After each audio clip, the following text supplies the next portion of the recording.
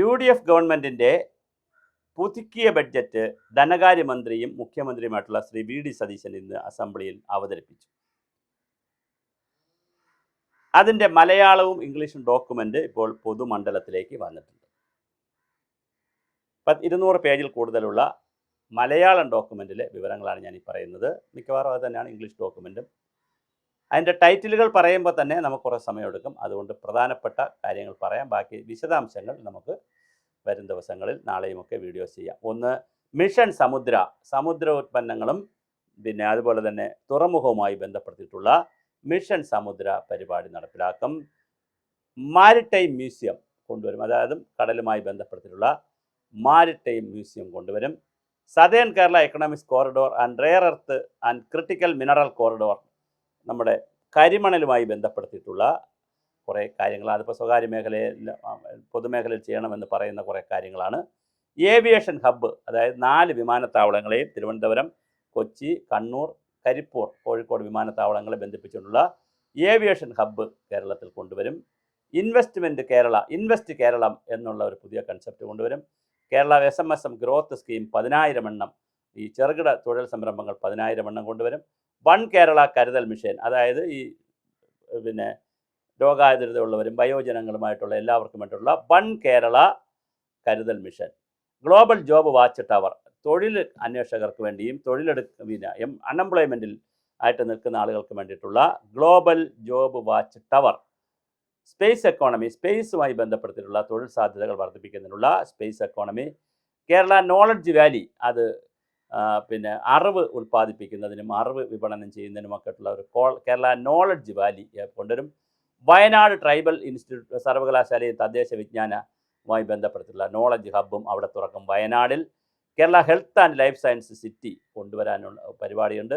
Research park പുതിയൊരു പദ്ധതിയായി വരുന്നു.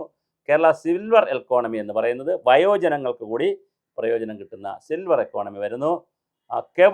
Care giver പദ്ധതി, അതായത് 6 മാസത്തെ കോഴ്സാണ് അത് ഉദ്ദേശിക്കുന്നത്. നഴ്സിംഗ് 4 വർഷമുണ്ട്, പക്ഷേ ഇത് 6 മാസത്തെ കോഴ്സാണ്. ഇത് പാസ്സായാൽ സാധാരണ ഈ വയോജനങ്ങളെ മറ്റുമൊക്കെ ചികിത്സിക്കുന്നതിനും സഹായിക്കുന്നതിനുള്ള പരിപാടിയാണ്. ഭൂനിയമങ്ങളിലെ പരിഷ്കരണം, ഭൂപരിഷ്കരണവും ഭൂവിനിയോഗ നയവും അടക്കമുള്ള ഭൂനിയമങ്ങളുടെ പരിഷ്കരണം. പുനരുപയോഗ ഊർജം, അതായത് കാറ്റ്, വൈദ്യുതി, തിരമാല, മാലിന്യം, സോളാർ ഇവയുടെ നിന്നുള്ള വൈദ്യുതി ഉൽപ്പാദിപ്പിക്കുന്ന കാര്യം. സ്പെഷ്യൽ ഇൻവെസ്റ്റ്മെൻറ്റ് സോൺസുകൾ, പ്രത്യേക സാമ്പത്തിക നിക്ഷേപ മേഖലകൾ. മലബാറിലെ ഒരു ഫുട്ബോൾ സ്റ്റേഡിയം, അത് മിക്കവാറും കോഴിക്കോടാണോ മലപ്പുറത്തോ എന്നറിയില്ല, മലപ്പുറത്തുകാരാണ് കൂടുതൽ ഫുട്ബോൾ പ്രേമികൾ. അപ്പോൾ ഫുട്ബോൾ സ്റ്റേഡിയം വരും. ബ്രാൻഡ് കേരളം, കേരളത്തിലെ ഉൽപ്പന്നങ്ങൾ ബ്രാൻഡ് ചെയ്യുന്നതിനുള്ള ഒരു ബ്രാൻഡ് കേരളം പരിപാടി. ഫിഷറീസ് ഹബ്ബ് പ്ലാൻ, അതുപോലെ കേരള അർബൻ ഗ്രോത്ത് മിഷൻ എന്ന പരിപാടി വരുന്നു. JC Daniel international film city ചിത്ര നഗരം എറണാകുളത്ത് വരുന്നു. 100 കോടി രൂപയാണ് വെച്ചിരിക്കുന്നത്. വളരെ വലിയൊരു പ്രോജക്റ്റാണ്.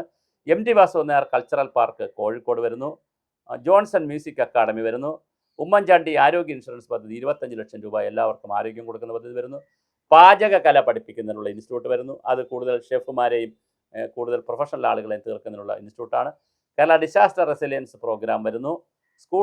Kerala school of planning and architecture design പരിപാടി വരുന്നു. പ്രവാസി പങ്കാളിത്തത്തിന് പരിപാടി. ഗ്ലോബൽ ഫർണിച്ചർ ഹബ്ബ്, അതൊരു പുതിയൊരു കൺസെപ്റ്റാണ്. ഗ്ലോബൽ ഗോൾഡ് ഹബ്ബ് വരുന്നു. Thiruvananthapuram Kozhikode light metro, Gen Z and new gen ടെക്നോളജിയെ പ്രൊമോട്ട് ചെയ്യാനുള്ള പരിപാടികൾ. ഇന്ദിരാ ഗ്യാരണ്ടിയിലെ 5 പരിപാടികൾ.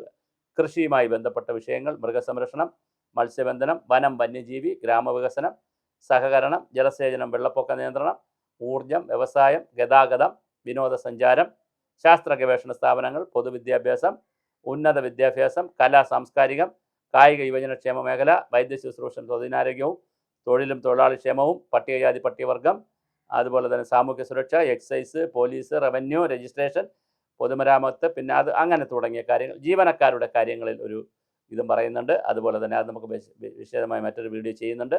അല്ലാതെ പിന്നെ സൂചിപ്പിച്ചതുപോലെ വിഭവ സമാഹരണം എങ്ങനെ നടത്തണം എന്നുള്ളതിനെ സംബന്ധിച്ചും വളരെ കൃത്യമായ ഒരു നോട്ടുള്ള ഒരു ഡോക്യുമെൻ്റാണ് ഇപ്പോൾ പുറത്ത് വന്നിരിക്കുന്നത്. നിരവധി പദ്ധതികൾ, 106 പേജുള്ള ഒരു ഡോക്യുമെൻ്റാണ്.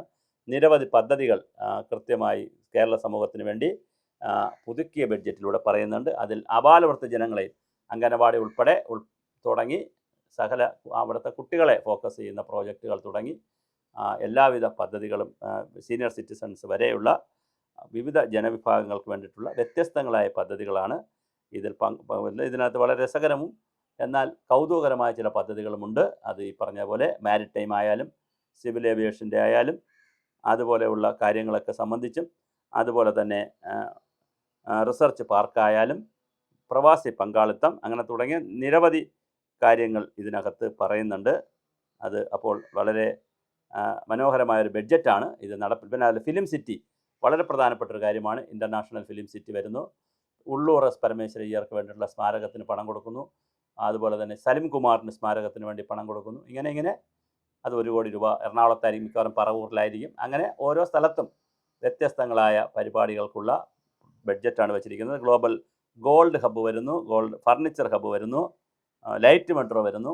ഇങ്ങനെ തുടങ്ങി ഓരോ മേഖലയും അതിൽ വെള്ളപ്പൊക്ക നിയന്ത്രണത്തിനുള്ള പ്രത്യേക പരിപാടികൾ വരുന്നു. അങ്ങനെ ഓരോ മേഖലയിലും പുതിയ പരിപാടികൾ പ്ലാൻ ചെയ്തുകൊണ്ടുള്ള മനോഹരമായൊരു ബഡ്ജറ്റാണ് വന്നിരിക്കുന്നത്. നമുക്ക് അത് ബാക്കി വിശദാംശങ്ങൾ ഓരോ മേഖലയിലും എത്ര രൂപ എന്താണെന്നുള്ളതിനെ സംബന്ധിച്ചും ഈ നോട്ടിലുണ്ട്. അത് നമുക്ക് വേണമെങ്കിൽ ഇതിൻ്റെ ലിങ്കിൽ നമുക്ക് ഈ നോട്ട് കൊടുക്കാം, PDF കൊടുക്കാം, അതിൽ ലിങ്ക് കൊടുക്കാം. ആൾക്കാർക്ക് അത് വായിക്കാനും മനസ്സിലാക്കാനും കഴിയും. കിഫ്ബിയെ മറ്റൊരു തരത്തിലേക്ക് മാറ്റി അത് സർക്കാരിൻ്റെ സമ്പൂർണ്ണ ആധീനതയിലേക്ക് കിഫ്ബിയെ കൊണ്ടുവരുന്നുണ്ട്.